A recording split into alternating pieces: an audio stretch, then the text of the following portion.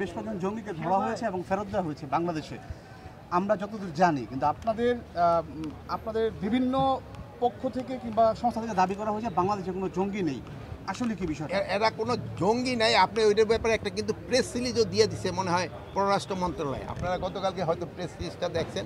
ওখান থেকে 3 জন যারা আসছে তাদের মেইনলি ছিল যে তাদের যে কি বলে ওই ভিসার যে মেয়াদ উত্তীর্ণ হয়ে গিয়েছিল। এই 3 জনের এই ভিসার মেয়াদ উত্তীর্ণ হয়ে গেছে। কিন্তু তাদের যে পুলিশের যে চিফ, তিনি তো ব্রিফিংয়ে বলেছেন তিনি পুলিশের ওদের পুলিশের চিফ যেটা বলছে ওই 5 জনকে আসা হয় নাই, তাদের সাথে আমাকে সরকারি লেভেলে যোগাযোগের চেষ্টা করা হইতেছে।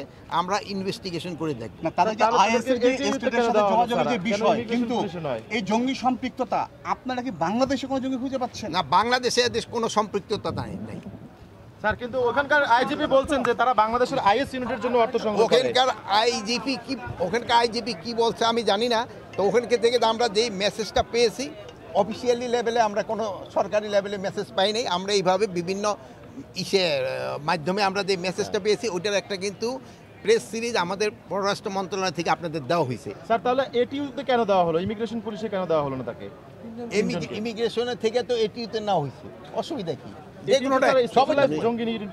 সব পুলিশের বাংলাদেশের জঙ্গিবাদের যে অবস্থান এখন কি মনে হচ্ছে? বাংলাদেশের জঙ্গিবাদের কোনো অবস্থান নাই। এখানে কোনো ধরনের জঙ্গিবাদ নাই।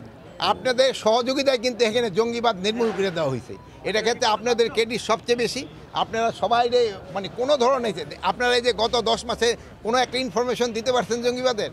যেহেতু নাই, আগে ছিল আপনারা দিচ্ছেন, এখন নাই আপনারা দেন না। মাননীয় ভাইজার, এই যে বিভিন্ন দেশ থেকে যে কথাগুলো আসতেছে, এটাকে আপনি মনে করেন যে বাংলাদেশের উপর কোনো তকমা লাগানোর কিংবা কোনো ধরনের করার জন্য থ্রেট, কিংবা এখন বিভিন্ন দেশের থেকে হয়, এটা হয়তো পররাষ্ট্র মন্ত্রণালয় আপনাদের ভালো বলতে পারবে। স্যার, একটা বিষয় স্যার